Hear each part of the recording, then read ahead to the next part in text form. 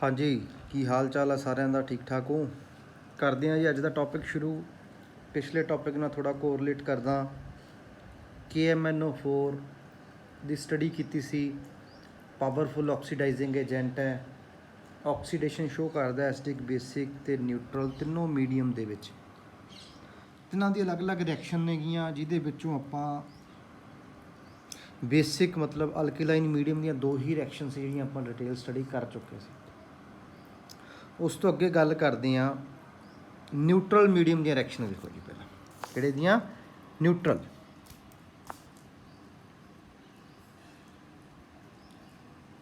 Neutral medium ਦੀਆਂ reaction ਆਪਾਂ ਕਰਦੇ ਹਾਂ। ਸੇਮ ਪੈਟਰਨ 'ਤੇ ਉਹੀ ਤੁਸੀਂ ਪਹਿਲਾਂ ਨੰਬਰਿੰਗ ਦੇ ਕੇ ਲਿਖਣਾ ਹੈ ਕਿਹਨੂੰ ਕਿਹਦੇ 'ਚ ਕਨਵਰਟ ਕਰਦਾ ਹੈ, ਫਿਰ ਲੈਫਟ ਸਾਈਡ ਰਾਈਟ ਸਾਈਡ ਜਿਵੇਂ ਆਪਾਂ ਪਿੱਛੇ ਕੀਤਾ ਸਾਰੀਆਂ ਰਿਐਕਸ਼ਨਸ ਉੱਦਾਂ ਹੀ ਨੇਗੀਆਂ। ਨਿਊਟਰਲ ਮੀਡੀਅਮ ਦੇ ਵਿੱਚ ਸਟਾਰਟ ਕਰਦੇ ਹਾਂ ਆਪਾਂ। ਸਭ ਤੋਂ ਪਹਿਲਾਂ ਲਿਖੋ ਜੀ point, it oxidise hydrogen sulphide D ਨਾਲ ਹੈ, ਸਲਫਾਈਡ ਨਹੀਂ ਹੈਗਾ, ਸਲਫਾਈਡ ਟੂ ਸਲਫਰ।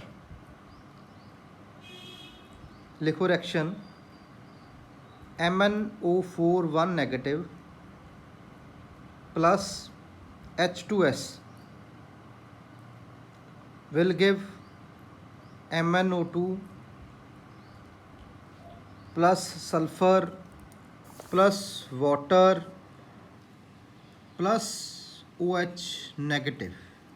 एक बारी फिर MnO4 1 negative, H2S hydrogen sulfide will give MnO2 sulphur, water ਤੇ basic medium OH negative. Second one ਆਪਾਂ ਕਰਦੇ ਹਾਂ ਇਹਦੀ, it oxidise manganese sulphate to manganese dioxide. Manganese sulphate ਨੂੰ ਮੈਗਨੀਜ਼ ਡਾਈਆਕਸਾਈਡ ਦੇ ਵਿੱਚ ਕਨਵਰਟ ਕਰਦਾ ਹੈ। ਰਿਐਕਸ਼ਨ ਲਿਖੋ MnO4 1 negative plus Mn2 positive. Direct ionic form ਦੇ ਵਿੱਚ ਹੀ ਲਿਖ ਲਿਆ ਕਰੋ ਰਿਐਕਸ਼ਨ ਹੈ। 99.9% ਕੇਸਿਸ ਦੇ ਵਿੱਚ ਆਇਨਿਕ ਫਾਰਮ ਦੇ ਵਿੱਚ ਹੀ ਐਗਜ਼ਾਮ 'ਚ ਜਿਹੜੀ ਰਿਐਕਸ਼ਨ ਆਉਂਦੀ ਹੈ। Plus water will give MnO2 plus H positive. Next reaction ਕਰਦੇ ਹਾਂ ਜੀ, it oxidise sodium thiosulphate to sodium sulphate and sulphur. ਇਹਦੇ ਲਈ ਰਿਐਕਸ਼ਨ ਲਿਖੋ MnO4 1 negative plus S2O3 2 negative plus water will give MnO2 plus SO4 2 negative plus OH negative. ਇਹਦੀ third reaction ਹੋ ਗਈ। Neutral medium ਦੇ ਵਿੱਚ ਇਹ ਤਿੰਨ ਰਿਐਕਸ਼ਨ ਸੀਗੀਆਂ ਇਹਦੀਆਂ ਜਿਹੜੀਆਂ ਕੰਪਲੀਟ ਹੋ ਗਈਆਂ। ਦੋ ਰਿਐਕਸ਼ਨ ਅਲਕੇਲਾਈਨ ਮੀਡੀਅਮ 'ਚ ਸੀ, 5 ਹੋ ਗਈਆਂ। ਨੈਕਸਟ ਆਪਾਂ ਗੱਲ ਕਰਦੇ ਹਾਂ ਐਸਿਡਿਕ ਮੀਡੀਅਮ ਦੀਆਂ ਰਿਐਕਸ਼ਨ ਕਰਦੇ ਹਾਂ ਜੀ। ਐਸਿਡਿਕ ਮੀਡੀਅਮ ਦੇ ਵਿੱਚ 7-8 ਰਿਐਕਸ਼ਨ ਇਹਦੀਆਂ ਐਸਿਡਿਕ ਮੀਡੀਅਮ ਦੀਆਂ ਬਣਦੀਆਂ ਨੇ। ਪਹਿਲੀ ਰਿਐਕਸ਼ਨ ਸ਼ੁਰੂ ਕਰਦੇ ਹਾਂ। ਲਿਖੋ ਜੀ, it oxidised acidic ferrous sulphate ਜਾਂ ਫੈਰਸ ਸਾਲਟ, ਕੋਈ ਮਰਜ਼ੀ ਲੈ ਲਓ। Ferrous salt to ferric ferrous ਨੂੰ ਫੈਰਿਕ ਦੇ ਵਿੱਚ ਕਨਵਰਟ ਕਰਦਾ। ਉਹਦੇ ਲਈ ਰਿਐਕਸ਼ਨ ਲਿਖੋ MnO4 1 negative plus iron 2 positive Fe2 positive मतलब plus H positive will give Mn2 positive plus Fe3 positive plus water पानी प्लस। नैक्सट रिएक्शन करते हैं, लिखो it oxidise acidified potassium iodide. Acidified होंगे ने सारे एसिडिक नेचर च होंगे ने पहला, ओदी फर्दर ये ऑक्सीडेशन करता है। Acidified potassium iodide to iodine, potassium iodide नू आयोडीन दे विच कन्वर्ट करता है। लिखो जी MnO4 1 negative plus I negative plus H positive will give Mn2 positive plus I2 plus water plus I2 plus water. Next one लिखो जी it oxidised hydrogen sulphide to sulphur, hydrogen sulphide to sulphur. लिखो MnO4 1 negative plus S दे उपर 2 negative plus H positive will give Mn2 positive plus sulphur plus water, sulphur plus water. Next one लिखो जी it oxidise sulphur dioxide to sulphuric acid, sulphur dioxide to sulphuric acid. ये लिखो MnO4 1 negative plus SO2 plus water will give SO4 2 negative plus Mn2 positive plus H positive, H positive. Next one लिखो it, fifth one आ रही है, it oxidise nitrites to nitrates, nitrite नू nitrate दे विच convert करता है। MnO4 1 negative plus NO2 1 negative plus H positive will give Mn2 positive plus NO3 1 negative plus water. Next one sixth one it oxidise, बड़ा important है जी sixth one, इनू ना 7 स्टार बना लो, ये बड़ी इंपॉर्टेंट रिएक्शन है, हाईलाइट करके लिख लो। इट ऑक्सीडाइज ऑक्सालेट्स, जब ब्रैकेट लिख लो oxalic acid to carbon dioxide, carbon dioxide दे विच कन्वर्ट करता ऑक्सालिक एसिड। रिएक्शन लिख लो बड़ी इंपॉर्टेंट है, MnO4 1 negative plus C2O4, C2O4 सारे दे उपर 2 negative, C2O4 2 negative plus H positive will give Mn2 positive plus water plus CO2 plus water plus CO2. Next one, 7th, it oxidize hydrogen halide to halogen. It oxidize hydrogen halide to halogens.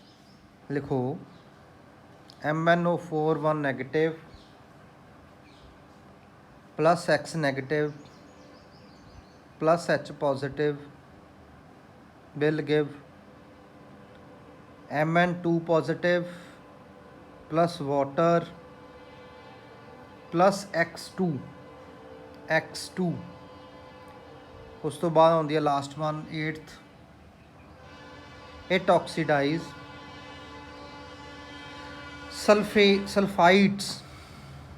Sulphides लिख लो ਜਾਂ ਇਹਨੂੰ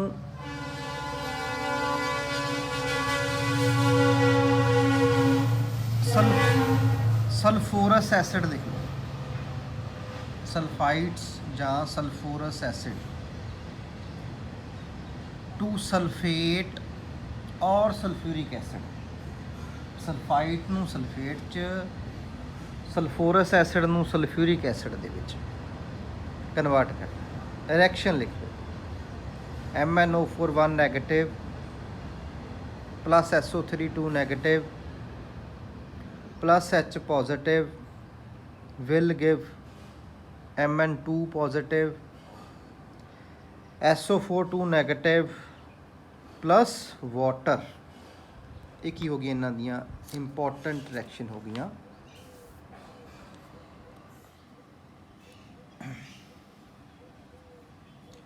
ਉਸ ਤੋਂ ਬਾਅਦ ਇਹਦੇ ਵਿੱਚ ਵੀ ਜਿਹੜੇ ਇਹਨਾਂ ਦੇ ਆਇਨ ਨੇ ਇਹਦੀ ਵੀ ਸਟਰਕਚਰ ਬਣਾ ਦਿੰਨਾ ਹੈ, ਇੰਪੋਰਟੈਂਟ ਹੈ। MnO4 1 ਨੈਗੇਟਿਵ ਤੇ MnO4 2 ਨੈਗੇਟਿਵ। ਕਲਰ ਵੀ ਇਹਨਾਂ ਦਾ ਫਰਕ ਹੁੰਦਾ, ਜਿਹੜਾ MnO4 1 ਨੈਗੇਟਿਵ ਹੈ ਪਰਪਲ ਜਿਹਾ ਕਲਰ ਹੁੰਦਾ ਇਹਦਾ, ਔਰ ਦੂਸਰਾ ਜਿਹੜਾ ਗ੍ਰੀਨ ਜਿਹਾ ਕਲਰ ਸ਼ੋ ਕਰਦਾ ਹੁੰਦਾ ਹੈ। ਸਟਰਕਚਰ ਦੀ ਗੱਲ ਕਰਦਾ ਹੈ 1 ਨੈਗੇਟਿਵ 2 ਨੈਗੇਟਿਵ, ਸਿਰਫ ਆਕਸੀਜਨ ਦੇ ਉੱਤੇ ਫਰਕ ਪੈਂਦਾ। Mn ਉੱਦਾਂ ਹੀ ਰਹੂਗਾ 1 2 3 4, Mn ਉੱਦਾਂ ਹੀ ਰਹੂਗਾ 1 2 3 4। 1 ਨੈਗੇਟਿਵ ਆ ਤਾਂ ਇੱਕ ਆਕਸੀਜਨ ਦੇ ਉੱਪਰ ਨੈਗੇਟਿਵ, ਬਾਕੀ ਡਾਟਡ ਲਾ ਕੇ ਤੁਸੀਂ ਆਕਸੀਜਨ ਸ਼ੋ ਕਰ ਦਿਓ। ਇੱਕ ਵਾਰੀ ਡਬਲ ਬੌਂਡ ਇੱਥੇ ਇੱਥੇ ਇੱਥੇ ਇਹਦੇ 'ਤੇ ਨੈਗੇਟਿਵ ਚਾਰਜ, ਫਿਰ ਉਹ ਨੈਗੇਟਿਵ ਇਹ 'ਤੇ ਆ ਜਾਊ, ਤਿੰਨਾਂ 'ਤੇ ਡਬਲ ਬੌਂਡ, ਫਿਰ ਇਹ 'ਤੇ ਆ ਜਾਊ, ਇਹਨਾਂ ਤਿੰਨਾਂ 'ਤੇ ਡਬਲ, ਇਹ 'ਤੇ ਆ ਜਾਊ, ਸ਼ਿਫਟ ਹੁੰਦਾ ਰਹਿੰਦਾ। 2 ਨੈਗੇਟਿਵ ਵਾਲੇ ਦੇ ਬ੍ਰੈਕਟ 'ਚ ਲਿਖਣਾ, 2 ਨੈਗੇਟਿਵ ਵਾਲੇ ਦੇ ਕੇਸ 'ਚ ਬਸ 2 ਆਕਸੀਜਨ ਦੇ ਉੱਪਰ ਨੈਗੇਟਿਵ ਆ ਜਾਊਗਾ, ਬਾਕੀ ਡਾਟਡ ਲਾ ਕੇ ਡਬਲ ਬੌਂਡ ਤੁਸੀਂ ਸ਼ੋ ਕਰ ਸਕਦੇ ਹੋ। ਹਾਂਜੀ, ਤਾਂ ਇਹਨਾਂ ਦੀ ਇਹ ਸਟਰਕਚਰਸ ਹੋ ਗਈ।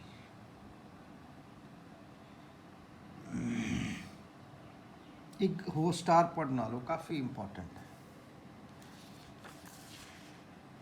ਕਾफ़ी ਇੰਪੋਰਟੈਂਟ ਹੈ, ਕੁਐਸਚਨ ਵੀ ਬਣ ਜਾਂਦਾ ਵੈਸੇ।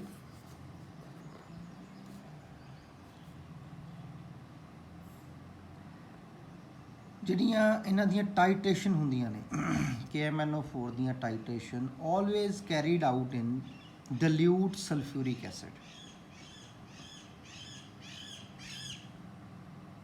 always and always carried out in dilute sulfuric acid। Star पट बना के रीज़न की है, अगर तुसी HCl ले लेने dilute हाइड्रोजन क्लोराइड जिहड़ा तुसी ਜਾਂ ਹਾਈਡਰੋਕਲੋਰਿਕ ਐਸਿਡ ਵੀ ਕਹਿੰਦੇ ਇਹਨੂੰ ਲੈ ਲੈਂਦੇ ਆ ਤਾਂ ਆਪਾਂ ਉਹ ਨਹੀਂ ਯੂਜ਼ ਕਰ ਸਕਦੇ, ਬਿਕਾਜ਼ ਜਿਹੜਾ ਹਾਈਡਰੋਕਲੋਰਿਕ ਐਸਿਡ ਹੈ ਨਾ ਇਹ ਆਕਸੀਡਾਈਜ਼ ਹੋ ਜਾਂਦਾ ਟੂ ਕਲੋਰੀਨ। ਹਾਈਡਰੋਕਲੋਰਿਕ ਐਸਿਡ ਨੂੰ ਜਿਹੜਾ ਹੈਗਾ ਕਨਵਰਟ ਹੋ ਜਾਂਦਾ ClO ਦੇ ਵਿੱਚ, H ਅਲੱਗ ਨਿਕਲ ਜਾਂਦੀ ਹੈ, Cl ਅਲੱਗ ਹੈ, ਉਹ ClO ਬਣ ਜਾਂਦੀ ਹੈ ਨਾ। ਤਾਂ ਜਿਹੜਾ ਆਪਣੀ ਮੇਨ ਰਿਕੁਆਇਰਮੈਂਟ ਹੈ ਨੇਸੈਂਟ ਆਕਸੀਜਨ ਜਿਹੜੀ ਪ੍ਰੋਡਿਊਸ ਕਰਨੀ ਹੈ ਮੀਡੀਅਮ ਦੇ ਨਾਲ ਮਿਲ ਕੇ, ਉਹ ਪ੍ਰੋਡਿਊਸ ਨਹੀਂ ਹੁੰਦੀ ਹੈ। ਦੈਟਸ ਵਾਈ ਦੀਆਂ ਟਾਈਟੇਸ਼ਨ ਸਲਫਿਊਰਿਕ ਐਸਿਡ ਦੇ ਨਾਲ ਹੀ ਕੈਰੀਡ ਆਊਟ ਕਰਦੇ ਹਾਂ ਆਪਾਂ। HNO3 ਜਾਂ HCl ਕੋਈ ਵੀ ਐਸਿਡ ਆਪਾਂ ਇਹਨਾਂ ਦੇ ਵਿੱਚ ਯੂਜ਼ ਨਹੀਂ ਕਰਨਾ ਇਹਨਾਂ ਦੀਆਂ ਟਾਈਟ੍ਰੇਸ਼ਨ ਦੇ ਲਈ। ਕਾਫੀ ਇੰਪੋਰਟੈਂਟ ਪੁਆਇੰਟ। ਕਿਹੜੀਆਂ ਯੂਜ਼ ਹੋਊਗਾ? Dilute sulphuric acid. ਨੈਕਸਟ ਗੱਲ ਕਰਦੇ ਹਾਂ ਆਪਾਂ ਐਫ ਬਲੌਕ ਐਲੀਮੈਂਟਸ ਦੀ। ਨੈਕਸਟ ਵਨ ਇਹ ਕਿਸੇ ਆਪਣਾ ਡੀ ਬਲੌਕ ਸੀਗਾ, ਅੱਗੇ ਥੋੜ੍ਹਾ ਜਿਹਾ ਕੰਪੈਰੀਜ਼ਨ ਹੈ ਉਹ ਮੈਂ ਦੱਸੂਗਾ। ਨੈਕਸਟ ਆਪਾਂ ਕਰਦੇ ਹਾਂ F block. F block elements ਦੇ ਵਿੱਚ ਕੀ ਹੁੰਦਾ ਹੈ? ਪਹਿਲਾਂ ਜਨਰਲ ਆਊਟਰ ਇਲੈਕਟ੍ਰੋਨਿਕ ਕਨਫੀਗਰੇਸ਼ਨ ਲਿਖ ਲਓ। ਉਸ ਤੋਂ ਪਹਿਲਾਂ ਥੋੜ੍ਹਾ ਜਿਹਾ ਇੰਟਰੋਡਕਸ਼ਨ ਦਿੰਦਾ ਹੈ, ਤੁਸੀਂ ਲਿਖ ਵੀ ਸਕਦੇ ਹੋ। ਐਫ ਬਲੌਕ ਕੰਟੇਨ 2 ਜਿਹੜੇ ਮੇਨ ਇਹਦੇ ਵਿੱਚ ਸੀਰੀਜ਼ ਨੇਗੀਆਂ। First one is lanthanide series, second one is actinide series. Lanthanide series also known as 4F series, actinide series known as 5F series। Inner ਜਿਹੜਾ F orbital 4 ਤੇ 5 use ਹੁੰਦਾ ਇਹਨਾਂ ਦੇ ਵਿੱਚ ਸੀਰੀਜ਼ ਦੇ ਵਿੱਚ। ਆਪਾਂ ਗੱਲ ਕਰਦੇ ਹਾਂ ਪਹਿਲਾਂ ਇਹਨਾਂ ਦੀ ਇਲੈਕਟ੍ਰੋਨਿਕ ਕਨਫੀਗਰੇਸ਼ਨ ਦੀ। ਇਲੈਕਟ੍ਰੋਨਿਕ ਕਨਫੀਗਰੇਸ਼ਨ ਜਿਹੜੀ ਜਨਰਲ ਇਹਨਾਂ ਦੀ ਜਿਹੜੀ ਇਲੈਕਟ੍ਰੋਨਿਕ ਕਨਫੀਗਰੇਸ਼ਨ ਹੈ NS2 ਜਿਹੜਾ ਹੈਗਾ S ਜਿਹੜਾ ਯੂਜ਼ ਹੁੰਦਾ ਉਹ ਤੋਂ ਇੱਕ ਘੱਟ D N-1D 0 to 1 ਤੇ F ਜਿਹੜਾ ਹੋਊਗਾ N-2F 1 to 14 ਜਾਂਦਾ ਜੀ, 1 to 14 ਜਾਂਦਾ। ਕੀ ਲਿਖੋਗੇ? NS2 N-1D 0 to 1 2 F 1 to 14। ਇਹ ਆਪਣੀ ਜਿਹੜੀ ਇਹਦੀ ਇਲੈਕਟ੍ਰੋਨਿਕ ਕਨਫੀਗਰੇਸ਼ਨ ਬਣ ਜਾਂਦੀ ਹੈ। ਹੁਣ ਇਹ 4F ਵੀ ਹੋ ਸਕਦੀ ਹੈ, 5F ਵੀ ਹੋ ਸਕਦੀ ਹੈ, ਉਹ ਡਿਪੈਂਡ ਕਰਦਾ ਤੁਸੀਂ ਕਿਹਦੀ ਗੱਲ ਕਰਦੇ ਹੋ। ਉਸ ਤੋਂ ਬਾਅਦ ਆਕਸੀਡੇਸ਼ਨ ਸਟੇਟ ਦੀ ਗੱਲ ਕਰਦੇ ਹਾਂ। ਪਹਿਲਾਂ ਆਪਾਂ ਲੈਂਥੇਨਾਈਡ ਸੀਰੀਜ਼ ਦੀ ਚੱਕ ਲੈਂਦੇ ਹਾਂ ਗੱਲ, ਫਿਰ ਐਕਟੇਨਾਈਡ ਦੀ ਕਰ ਲਾਂਗੇ। ਲੈਂਥੇਨਾਈਡ ਸੀਰੀਜ਼ ਦੇ ਵਿੱਚ +3 ਆਕਸੀਡੇਸ਼ਨ ਸਟੇਟ ਇਹਨਾਂ ਦੀ ਕਾਮਨ ਹੁੰਦੀ ਹੈ। ਆਲ ਆਕਸੀਡੇਸ਼ਨ ਸਟੇਟ ਲਿਖੋ। They show variable oxidation state. Oxidation vary from +3 +2 +4 ਇਹ ਕਾਮਨ ਆਕਸੀਡੇਸ਼ਨ ਸਟੇਟ ਨੇ। ਤਾਂ ਮੋਸਟ ਕਾਮਨ ਜਿਹੜੀ ਸਾਰੇ ਹੀ ਸ਼ੋ ਕਰਦੇ ਨੇ ਦੈਟ ਇਜ਼ +3 ਆਕਸੀਡੇਸ਼ਨ ਸਟੇਟ। ਕਿੰਨੀ? +3 ਆਕਸੀਡੇਸ਼ਨ ਸਟੇਟ ਇਹਨਾਂ ਦੀ ਸਭ ਤੋਂ ਕਾਮਨ ਆਕਸੀਡੇਸ਼ਨ ਸਟੇਟ ਹੈ। ਉਸ ਤੋਂ ਬਾਅਦ ਆਪਾਂ ਗੱਲ ਕਰਦੇ ਹਾਂ ਇਹਨਾਂ ਦੀ ਆਕਸੀਡੇਸ਼ਨ ਸਟੇਟ ਤੋਂ ਬਾਅਦ ਆਇਓਨਾਈਜੇਸ਼ਨ ਇੰਥੈਲਪੀ। ਇਹਨਾਂ ਦੀ ਆਇਓਨਾਈਜੇਸ਼ਨ ਇੰਥੈਲਪੀ ਕਾਫੀ ਹਾਈ ਹੁੰਦੀ ਹੈ, high ionisation enthalpy, because electrons with increase in atomic number electrons continuously added in inner f orbital which has poor shielding effect. That's why nuclear charge on per electron per outermost electron ਜਿਹੜਾ ਹੈਗਾ too much high ਹੁੰਦਾ। That's why ionization enthalpy ਵੀ ਇਹਨਾਂ ਦੀ high ਹੁੰਦੀ ਹੈ। Next one, color.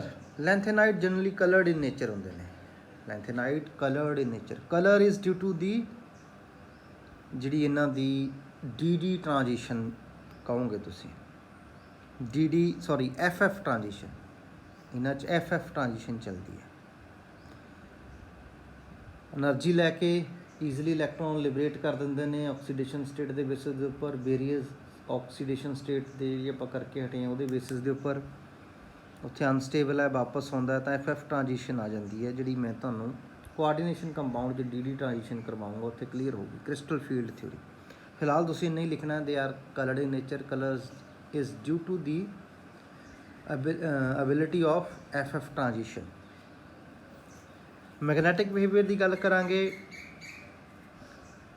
ਇਹਨਾਂ ਕੋਲੇ ions ਕੋਲੇ generally paired electron ਹੁੰਦੇ ਨੇ, ਕਿਉਂਕਿ ਆਇਨ ਬਣਦੇ ਹੀ ਉਹ ਹੈ ਜਦੋਂ ਸਾਰੇ ਇਲੈਕਟ੍ਰੋਨ ਅਨਪੇਅਰਡ ਬਾਹਰ ਨਿਕਲ ਜਾਂਦੇ ਆ। ਤਾਂ ਆਇਨਸ ਜਨਰਲੀ ਇਹਨਾਂ ਦੇ ਪੈਰਾਮੈਗਨੈਟਿਕ ਹੁੰਦੇ ਨੇ। ਜੇ ਐਲੀਮੈਂਟ ਦੀ ਗੱਲ ਕਰਾਂਗੇ ਦੇ also behave as an ions ਇਹਨਾਂ ਦੇ ਡਾਇਆਮੈਗਨੈਟਿਕ ਹੁੰਦੇ ਨੇ। ਜੇ ਐਲੀਮੈਂਟ ਦੀ ਗੱਲ ਕਰਾਂਗੇ ਉਹ ਦੇ ਕੈਨ ਸ਼ੋ ਪੈਰਾਮੈਗਨੈਟਿਕ ਨੇਚਰ। ਉਹਨਾਂ ਕੋਲੇ ਪੈਰਾਮੈਗਨੈਟਿਕ ਬਿਹੇਵੀਅਰ ਹੁੰਦਾ ਹੈ ਕਿਉਂਕਿ ਅਨਪੇਅਰਡ ਇਲੈਕਟ੍ਰੋਨ ਹੁੰਦੇ ਨੇ। ਜਿੰਨੇ ਅਨਪੇਅਰਡ ਇਲੈਕਟ੍ਰੋਨ ਜ਼ਿਆਦਾ ਹੋਣਗੇ ਉਹ ਫੈਰੋ ਦੇ ਵਿੱਚ ਐਂਟਰ ਹੁੰਦਾ ਜਾਊ। ਫੈਰੋ ਇਹਨਾਂ ਦੀ ਬਹੁਤ ਘੱਟ ਹੁੰਦੀ ਹੈ ਇੱਕ ਜਾਂ ਦੋ ਜਾਂ ਤਿੰਨ ਅਨਪੇਅਰ ਇਲੈਕਟ੍ਰੋਨ ਹੁੰਦੇ ਨੇ ਤਾਂ ਪੈਰਾਮੈਗਨੈਟਿਕ ਕੀ ਕਰੈਕਟਰ ਸ਼ੋ ਕਰਦੇ ਨੇ ਇਹਨਾਂ ਦੇ ਐਲੀਮੈਂਟਸ। ਕੈਮੀਕਲ ਇਹਨਾਂ ਦੀ ਪ੍ਰੋਪਰਟੀ ਦੀ ਗੱਲ ਕਰਦੇ ਆ। ਕੈਮੀਕਲੀ ਇਹਨਾਂ ਦੀਆਂ ਰਿਐਕਸ਼ਨਸ ਹੈਗੀਆਂ ਕੁਛ ਕੁ, ਉਹ ਨੈਕਸਟ ਕਲਾਸ 'ਚ ਕਰਾਊਂਗਾ। ਹੋਪ ਕਿ ਇੱਥੋਂ ਤੱਕ ਸਾਰਾ ਸਮਝ ਆ ਗਿਆ ਹੋਊਗਾ। ਪ੍ਰੋਪਰ ਇਹਦੇ ਇੰਨੇ ਹੀ ਨੋਟਸ ਬਣਾਓ। ਮਿਲਦੇ ਹਾਂ।